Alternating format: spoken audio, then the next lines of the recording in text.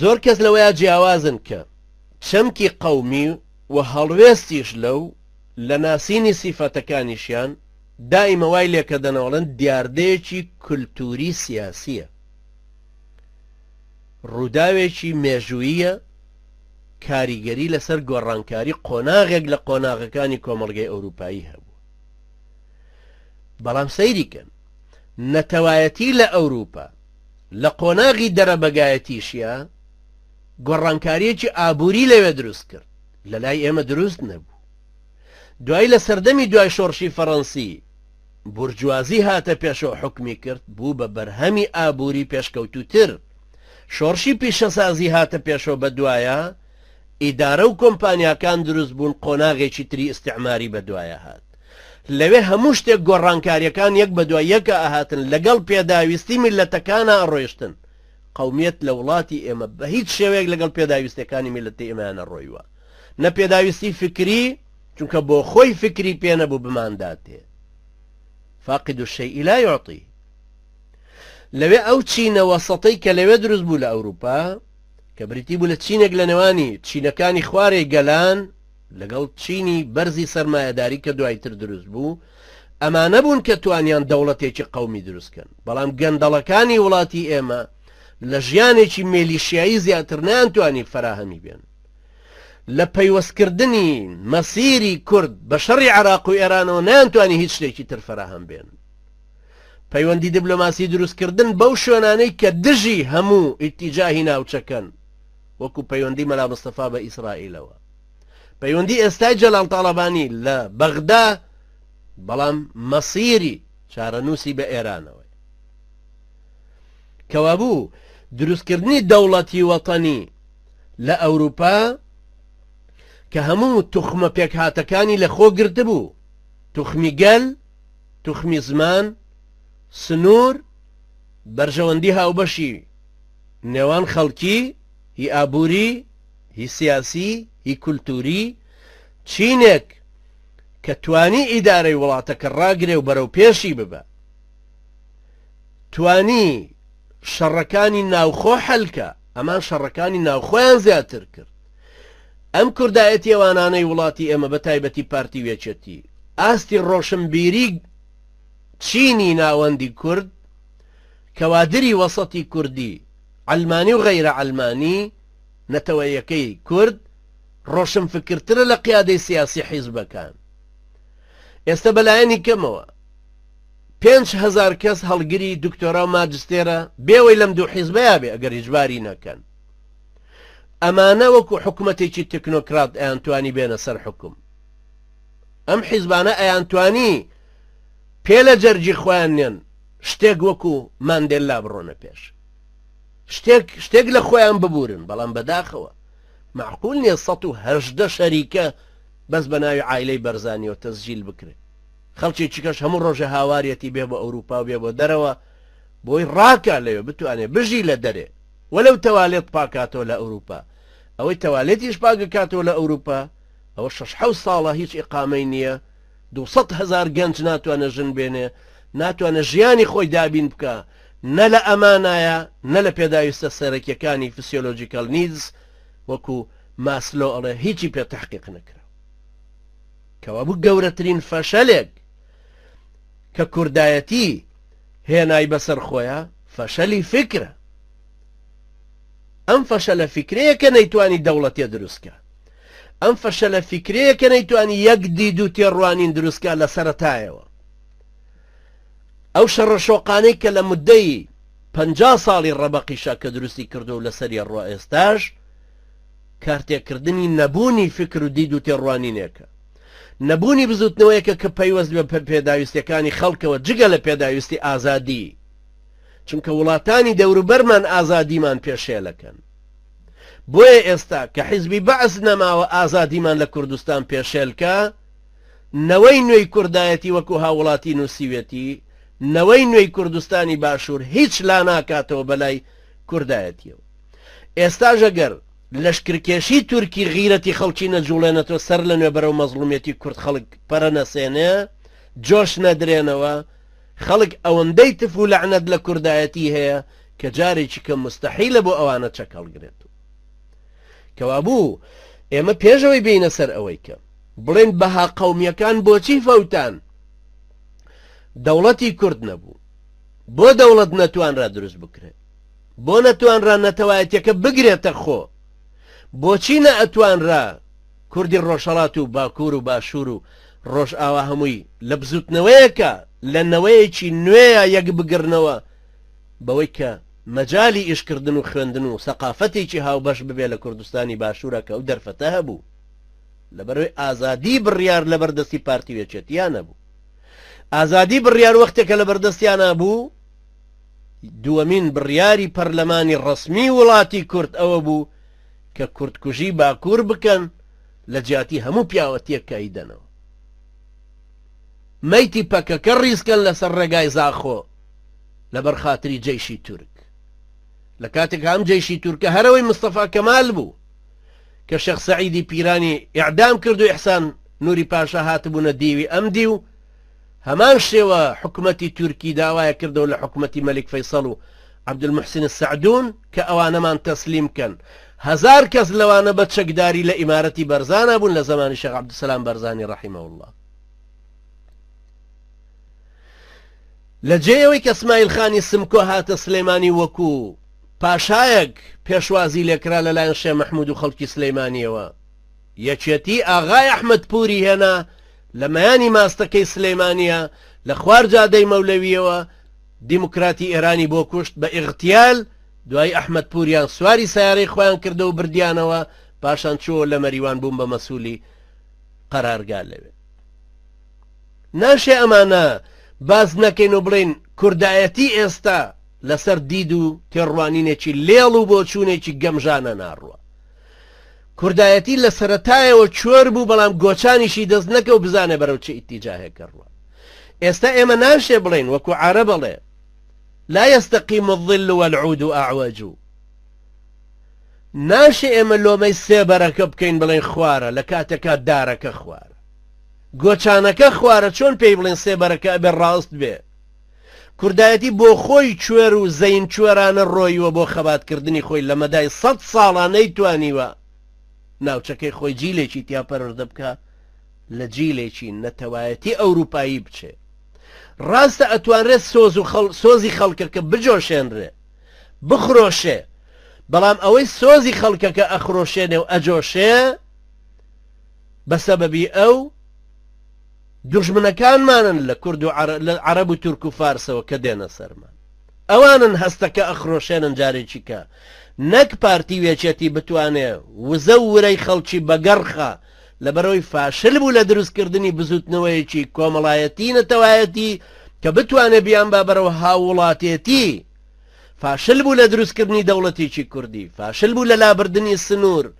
فاشل بوو لە وەرگرتنی نەتەوایەتی کوردی فاشل بوو لەوەی یەک ئیدارە دروستکە فاشل بوو لەوەی زاڵ بێ بەسەر اختلافەکانی خۆیانە ئێستاش ئەسیریان لەلای یەکترە گیراویان لەلای یەکترە ئێستاش ناتوانن وەزارەتی ناوخۆی خۆیان بکەنەوە بەیەک هەمومان خوێندمانەوە کە شەڕیانە ئێستاش لەسەر ڕەنگی زەرد و سەوز لەسەر پردێکی ئاڵتون کۆپری کە پردێکی نوێی لێ دروست کراوە لەسەر ڕەنگەکەی شەڕیان لەبەرەوە فەشەلی کوردایەتی لە باشووری کوردستانە فەشەلی فکرە بۆیە من ئەم شەو تەرکیزی سەرەکیم لەسەر ئەم فەشەلە فکریە بوو ئێمە کاڵین کوردایەتی و نەمانی بەها قەومیەکان پێش هەموو شتێک نەمانی بەهای فکریە کە بتوانێ ئەم هەستەی خەڵک هەست بە ئینتیماءەکەن بۆ زمانێک بۆ مێژوویەکی هاوبەش بۆ ناوچەیەکی هاوبەش معاناتیان یەکە ناسۆر و میحنەتیان یەکە بتوانرێت بزوتنەوەیەکی کۆمەڵایەتی لەمانە دروست بکرێ بیان ببرێن بەرەو هیوا و ئاواتەکانیان لە دروستکردنی قەوارەیەکە کە لە ناوەوەی هەمویان هەست بە هاوڵاتێتی بکەن مەرجنی ئێمە نەمانتوانی قەوارەکە دەوڵەت دروستکەین بەڵام ئەمانتوانی لە ناو ئیمارەتێکە لە ناو ئەو کیانەی کە ئێستا هەیە خەڵک هەستی بە هاوڵاتێتی خۆی بکردایە هەستی بکردایە کە کوردە بەبێت هەبوونی کارتی سەوز و کارتی زەرد تەعینە بێ، نەک وەکو کابرایەکی بەعسی پێی وابێ ئەوەی دکتۆرای هێناوەتەوە لە ئەڵمانیا دواتر تەعینە بێت لە بەعسیە کە 6 سانەوی تەواو کردووە.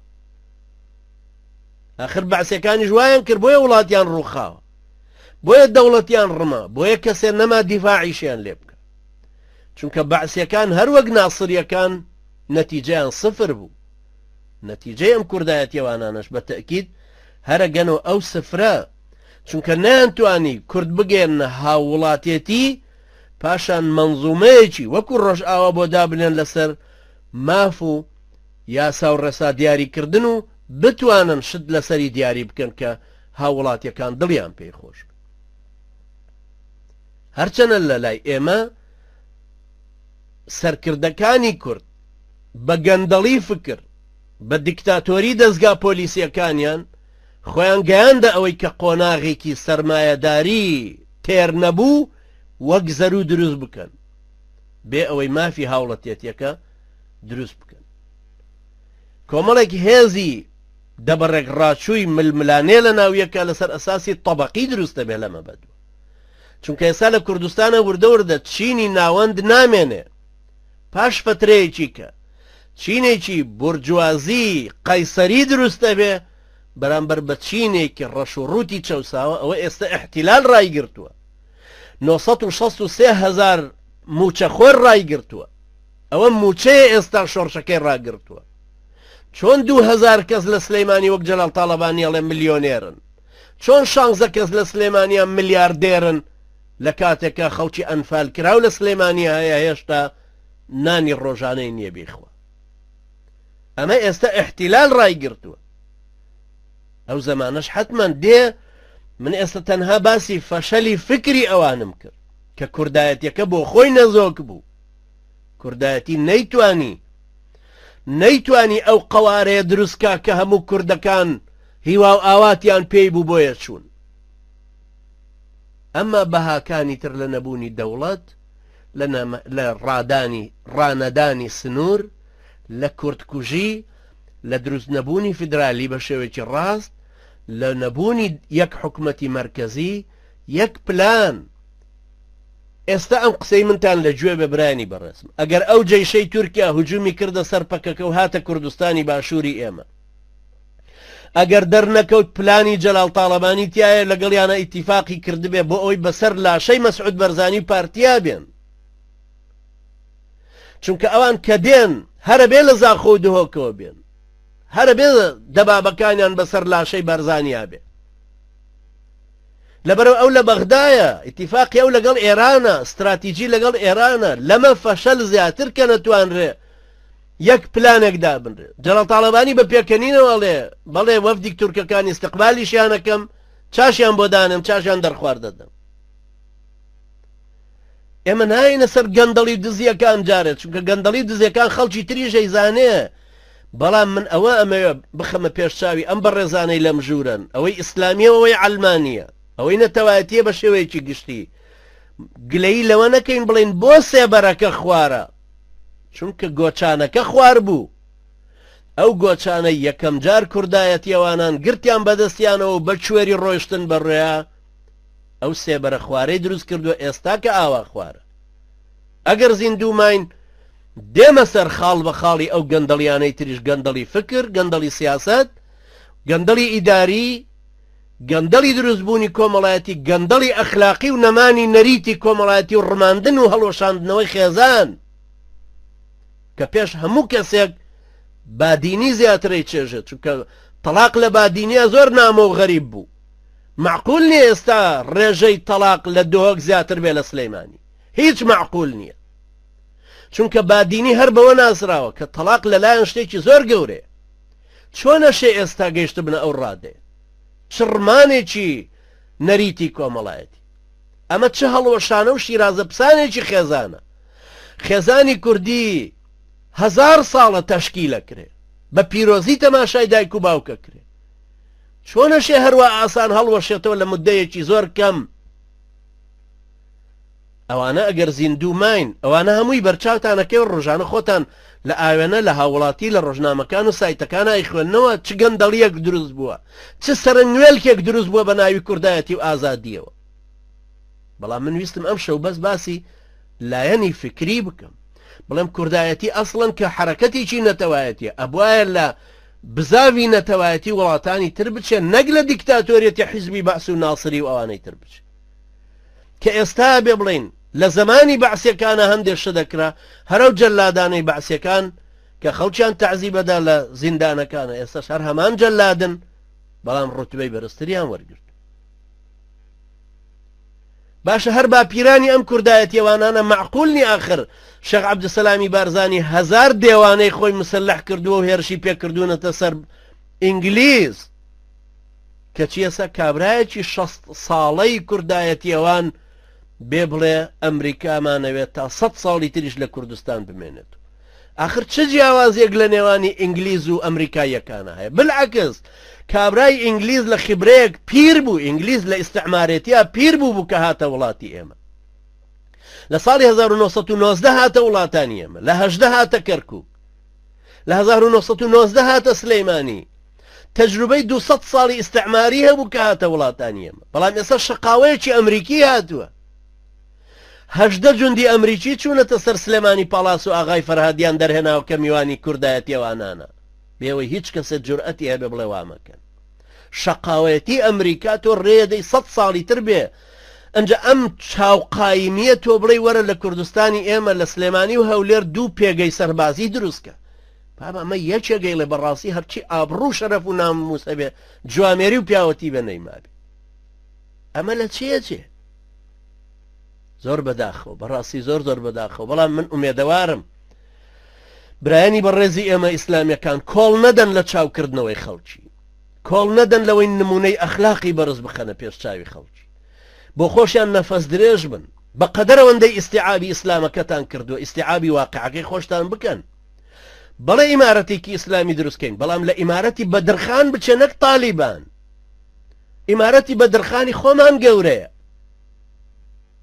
نەک ئیمارەتی تالیبانە کە بۆ خۆی نەیزانی چۆنەی با بەڕێوە، بۆ خۆی نەیزانی چێ سواری دەبابەی کرد و بردێ پێشوو.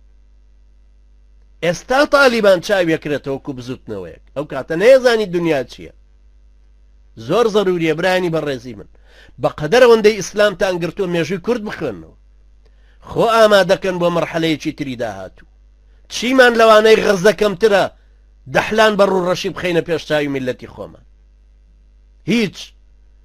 دینە پێمانە، دید و تێڕوانینە گرتومانە، ئازادیە هەمانە، ئازادی 100 ئەوەندەی تر گیراو بین دەسەوسان بین ئێمە ئازادیەکەمان لە قول وەڵاوە حەدایە، ئازادیمان لە فکرایە. بزوتنەوەیەکی ئیسلامی زۆر سادە و بەسیتمان هەبوو، چەند جار قیادەی خۆمان گۆڕی. مامۆستا شێخ محەممەدی بەرزنجی قیادە بوو، دوایی گۆڕا بە مامۆستا شێخ لەتیفی ڕەحمەتی، مامۆستا شێخ لەتیف گۆڕا بە مامۆستا مەلا عوسمانی ڕەحمەتی کەڵەپیاوی تاریخی ئیسلام لە دوای شێخ سەعیدی پیران. مامۆستا مەلا عوسمانمان گۆڕی بە مامۆستا مەلا عەلی ڕەحمەتی خوایان لێبێ. گۆڕانکاریەکانی قیادە لای ئێمە ئاسان بوو چونکە بزوتنەوەکەمان ئازاد بوون، خەڵکێک لە ئازادی ئیسلامەوە هاتبوو بەرەو لای ئێمە. عبودیەتی هیچ یەکێکی لە قیادەتیان نەبوو چونکە قیاداتی ئێمە لە مزگەوت بوون، قیاداتی ئێمە لە ناو خەڵکە پەروەردە ئەبوون. خەڵکێک لەو سەر جادەیە ئەیوەستاندن سوال و جوابی لێکردن، ناشێ بڵێ ناتوانی.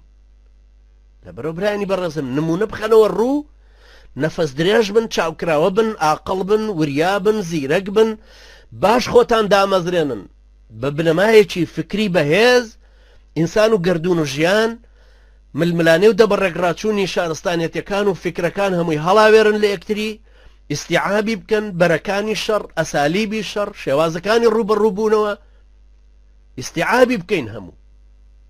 ئەنجا دیدێکی سیاسی ڕەسەن لەسەر پەروەردەبوونەوەی کورد چەند تو لە کێشێ ئەم پەروەردەبوونەوەی دەسەڵاتێکی احتیلال و دەسەڵاتی کوردایەتی ئەوانانی فاشل بە عەلمانیەتێک ئێستا ئەیانەوەی بیرڕوخێنن ئەوەی کە ماوە، بەڵام بناغەکەی لای ئێمەیە، هیچ کەسە ناتوانێت بناغەکەی بڕوخێنێ. ئەوان زەرەریان لێکەوێ بەڵام زەرەر لای ئێمە ناکەوێ.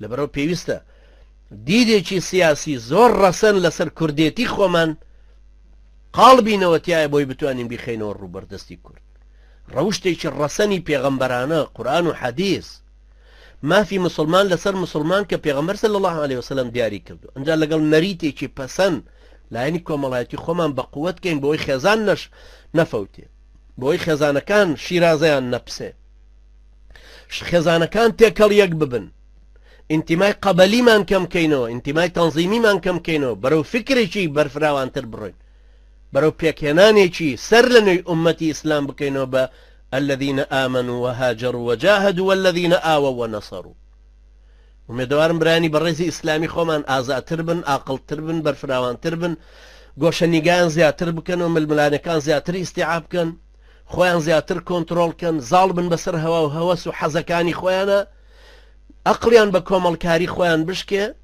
و بشدانن چۆن کارەکەن خوای پەروەردگار ئێمە شوێوە سەرکەوتوو بکە خوای گەورە بمانکە بە ئەداتی قەدەری خۆی بۆ سەرخستنی دینەکەی خوای گەورە بمان کاتە ئەو زەمینەیەی کە سەر لە نوێ کوردێتیەکەی خۆمانی لەسەر بینا ئەکەینەوە ئاڵای بەرزی باپیرانی خۆمان بە شەرەف و ئابڕوو جوامێری خۆمان خواناسی خۆمان بە دەرخان بەرزەکەینەوە جارێکی کە ئاڵاکەی شێخ مەحموودی حەفید ئاڵای شێخ عەبدولسەلامی بارزانی ئاڵای اسماعیل خانی سمکۆ ئیبراهیمی میلی و مەلا سەلیمی خێزانی و ئاڵاکەی شێخ سەعیدی پیران خوای پەروەردگار ئەو شەرەف و پلە و ئاسە بەرزە بە ئێمە و ئێوەش ببەخشێ خوای گەورە بمانکە بە ئەداتی قەدەری خۆی بە تیری قودرەتی خۆی وامان ئەو هەدەفێ پێ بپێکێ کە خۆی ئەیەوێ خوای گەورە ئێمە شوێوە سەرکەوتوو بکە و دڵسۆزمان کا بۆ دینەکەی خۆی خواویستمان کە نیەتمان ساغ کاتەوە بۆ خۆی دڵتان بە دینی خۆتان خۆش بێ بە فکرتان خۆش بێ بەو ڕێبازە خۆش بێ کە ئێوە لەسەرنی